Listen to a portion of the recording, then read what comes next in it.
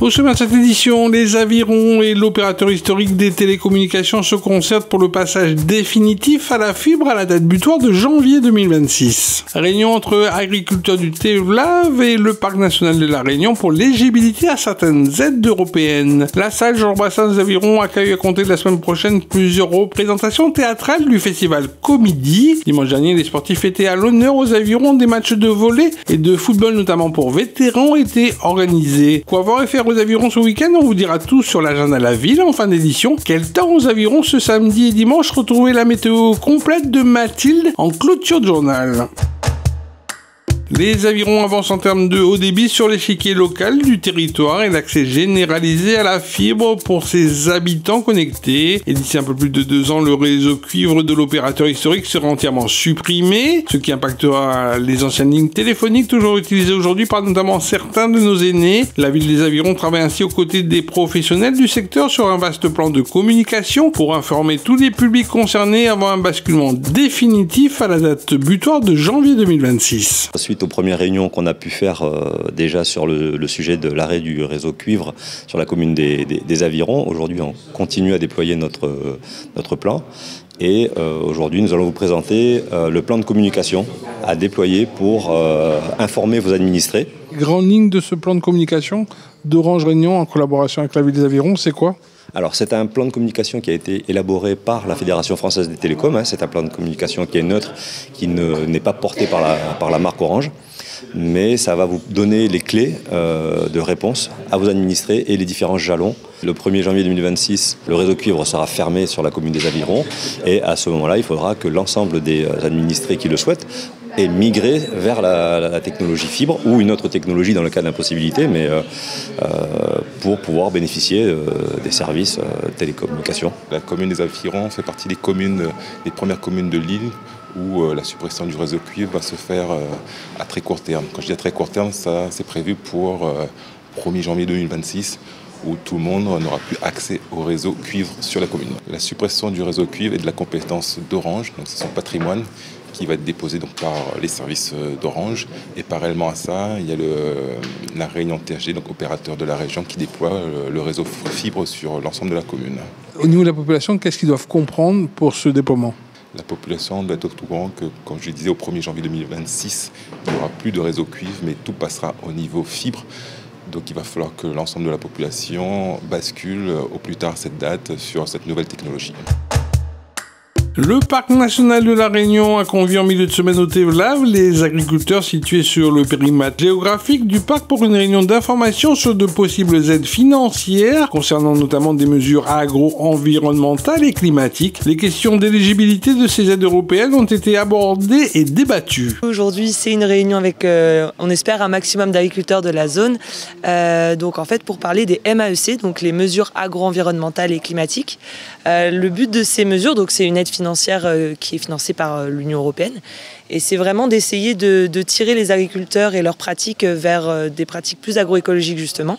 Et donc il y a un ensemble de mesures comme ça qui s'appliquent sur le territoire de la Réunion qui en fait compensent, on va dire, tous les surcoûts que les agriculteurs ont quand ils font de l'agroécologie. Pour qu'ils soient bénéficiaires à ces aides européennes, il faut globalement plusieurs points peut-être. Alors comme je disais, il y a 8 mesures, donc ça va dépendre vraiment du système de production des agriculteurs.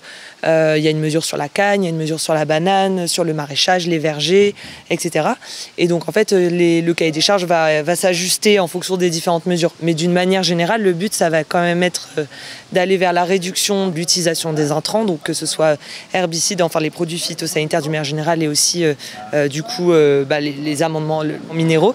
Et donc ensuite, on va avoir donc, comme ça une série de critères et notamment vers la diversification de l'assolement et puis aussi tout un tas d'usages agroécologiques de lutte contre les ravageurs. On peut avoir une précision sur les montants maximums qu'ils peuvent obtenir au niveau en tant que bénéficiaire pour ces aides? Pour les montants maximaux, ça va être sur la mesure qui concerne les petites exploitations hautement diversifiées et qui peuvent aller jusqu'à plus de 5 000 € à l'hectare. Cette réunion avec le Parc national de la Réunion a pour but de proposer un dispositif qu'on appelle la MAEC, les mesures agroécologiques, bien que nous sommes éligibles à ce dispositif, le Parc national de La Réunion propose encore ce nouveau dispositif avec les agriculteurs qui sont éligibles. Les agriculteurs éligibles, c'est depuis le complexe sportif jusqu'à la forêt domaniale.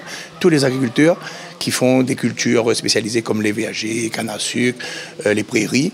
Donc, il y a des montants qui seront définis en fonction des cultures que nous faisons et en fonction du mètre linéaire de la surface auquel on va être éligible à ce dispositif. Et quand on voit ces aides, on peut se dire que l'Europe, c'est important sans faire de la politique. On peut se dire que cette Europe-là, elle aide vraiment la Réunion. Bien sûr que l'Europe est très importante. Nous sommes concernés par le FEAD, les Fonds européens agricoles pour le développement rural.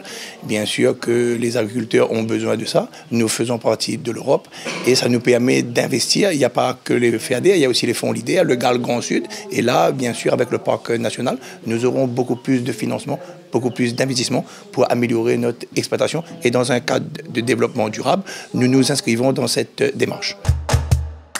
À partir de la semaine prochaine, la salle Georges Brassens d'Aviron accueille avec 3 dates programmées le 24 et 26 avril prochain ainsi que le 3 mai 2024 des représentations théâtrales dans le cadre du festival Comédie 2024 qui avait le jour depuis 2008 pour tous les amoureux du spectacle. Le but de ce festival, c'est de proposer des spectacles à la fois pour le tout public, mais aussi il y a un gros travail qui est fait au niveau des scolaires. Il y a des spectacles pour tous les publics. Il y a de la danse, du théâtre, du conte, mais spécialement plus le théâtre et le conte. 3 dates aux Avirons et lesquelles? Alors, 3 dates aux Avirons. Donc, on commence le mercredi 24 avril avec les 5 anneaux perdus. Donc, en plus, c'est un spectacle qui est en lien avec les Jeux Olympiques. Ensuite, le vendredi de la même semaine, donc nous avons le spectacle CC. Là, c'est plus burlesque, c'est de l'humour. Et la semaine suivante, nous accueillons la sorcière du placard au balai. Et là, il y a tout un travail qui sera fait avec les scolaires. Il faut savoir qu'on accueille 7 représentations, dont 4 scolaires et 3 tout public. Et au niveau des réservations, on passe par la billetterie traditionnelle. Alors avec monticket.re et également on peut venir sur place. D'ailleurs n'hésitez pas parce qu'il y a quand même des spectacles qui sont presque complets, notamment la sorcière du placard au balai. Dimanche dernier, les sportifs se sont levés très tôt pour être fin prêts à la pratique de leur sport favori, comme du côté du stade du centre-ville où les passionnés de volley-ball s'étaient donné rendez-vous pour un tournoi placé sous l'égide de l'association Aviron Jeunes. C'est le 10e tournoi de la 29e saison de volley loisirs qui a lieu cette fois-ci aux Avirons. Il y a 3 semaines, on était à Sillaos. Dans 3 semaines, on est à Saint-Pierre sur le beach. Donc chaque mois, toutes les 3 semaines à peu près, on réalise des tournois qui réunissent uniquement les licenciés loisirs. Donc il n'y a qu'eux qui peuvent lutter pour les coupes et les médailles qu'on remet à chaque tournoi à la fin. Est-ce que c'est important que les équipes bougent un peu partout dans l'île et rencontrent d'autres personnes qui pratiquent le même sport? En fait, c'est toujours les mêmes équipes, mais c'est surtout ce qui est important pour nous, c'est de rayonner sur toute l'île. C'est-à-dire de faire découvrir le volley dans des lieux où il n'y a pas spécialement de club. C'est le cas des Avirons, par exemple, où il n'y a pas de club qui joue en régional. C'est le cas à Sillaos, où il y a toujours une équipe qui vient sur tous nos tournois, mais où une fois par an, c'est nous qui allons leur rendre visite. C'est aussi pour développer le volley dans ces quartiers. Et vraiment, le principe, c'est du volley loisir. C'est-à-dire que c'est à la fois des jeunes qui débutent et qui n'ont pas d'équipe pour jouer en régional, qui n'ont pas toujours le niveau, ou alors des anciens de régional qui, après avoir passé des années à jouer toutes les semaines, à s'entraîner 2 fois par semaine, prennent du plaisir à se retrouver bien souvent une fois toutes les 3 semaines. Il y en a qui ne s'entraînent pas du tout et qui se retrouvent une fois toutes les 3 semaines, et pour certains même qui gagnent. De leur côté, la journée dominicale du 14 avril dernier a été l'occasion pour les pratiquants d'Aviron Foot Vétérans de chausser les crampons et de fouler les pelouses du complexe sportif. Un tournoi a été ainsi organisé avec plusieurs matchs à l'affiche pour les 30 ans d'Aviron Foot Vétérans. On est venu pour les 30 ans des vétérans 42, Aviron, présidé par M. Thomas Mécène. Donc pour ces 30 ans, on est dans la ville, donc on a sauté sur l'occasion pour venir participer. Qui contre qui va jouer aujourd'hui pour les tournois sur toute la journée? Sur toute la journée, on a 6 équipes. L'OC Aviron, les vétérans 42 Aviron, l'équipe l'Abbé Saint-Paul, Charles de Foucault, la Tamponnaise. Donc on fait un tournoi à 5 équipes. 2 matchs sur le Polo Brabant et 2 matchs sur le complexe. Aujourd'hui, c'est l'organisation pour fêter les 30 ans du club, les vétérans 42 ans des Avirons. Ça fait déjà 3 mois qu'on est sur le projet, avec donc, le bureau, avec la mairie. Donc aujourd'hui, c'est pour fêter cet événement. Donc on a organisé un tournoi. Voilà.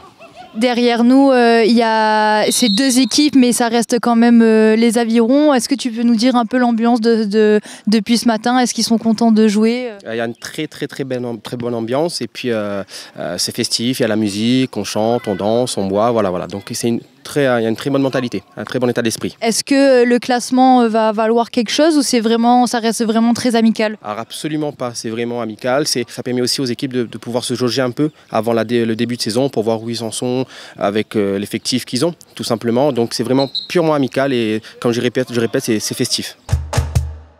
Et dans le cadre de l'opération Je lis un livre pays, placée sous l'égide de l'association La Réunion des livres et qui valorise le livre réunionnais ainsi que toute la filière du livre, des librairies aux bibliothèques en passant par les maisons d'édition. Rendez-vous sur le Facebook de la ville des Avirons du samedi 20 avril au 27 avril prochain pour découvrir les livres préférés de ceux et celles qui, à la médiathèque Jean-Bernard des Avirons, ont fait des livres des compagnons de route et de travail.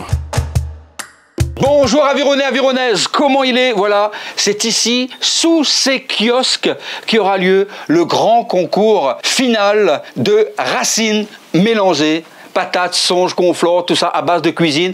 Mais il y aura une présélection avant le 7 avril à l'espace couvert du marché forain du Tevlav. Et le grand concours le dimanche 21 avril.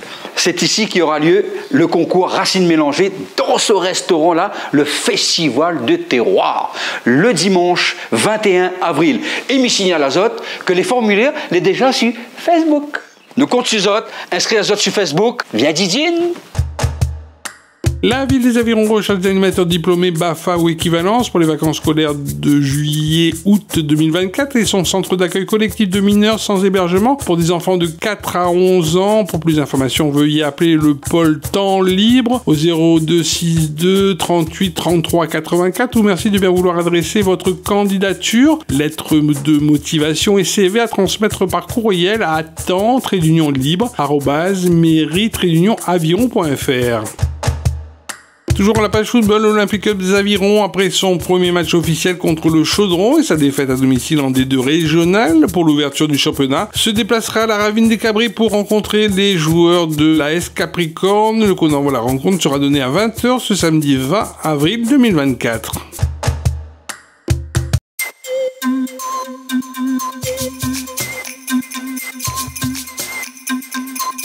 Bonjour à tous, je suis ravie de vous retrouver. C'est un très beau temps qui s'annonce ce week-end ici aux Avirons. Ce samedi, le soleil sera au rendez-vous tout au long de la journée avec une maximale qui pourrait atteindre les 27 degrés. L'hiver austral s'installe doucement avec une température de 22 degrés durant la soirée de samedi. Dimanche, c'est le même scénario qui se profile à l'horizon pour cette journée dominicale avec un ciel légèrement plus nuageux que la veille. N'oubliez pas le traditionnel marché forain de la ville des Avirons, prévu sur le parvis de la mairie ce samedi. Et ce dimanche, je vous donne rendez-vous pour la finale du concours Racines mélangées, qui se tiendra au Tevlav, un moment de convivialité et de quoi renouer les liens avec la cuisine réunionnaise. Pour ma part, je vous souhaite un très bon week-end et j'ai le plaisir de vous donner rendez-vous la semaine prochaine pour un nouveau volet d'Aviron Actu. Ville les Avirons, vers un territoire durable.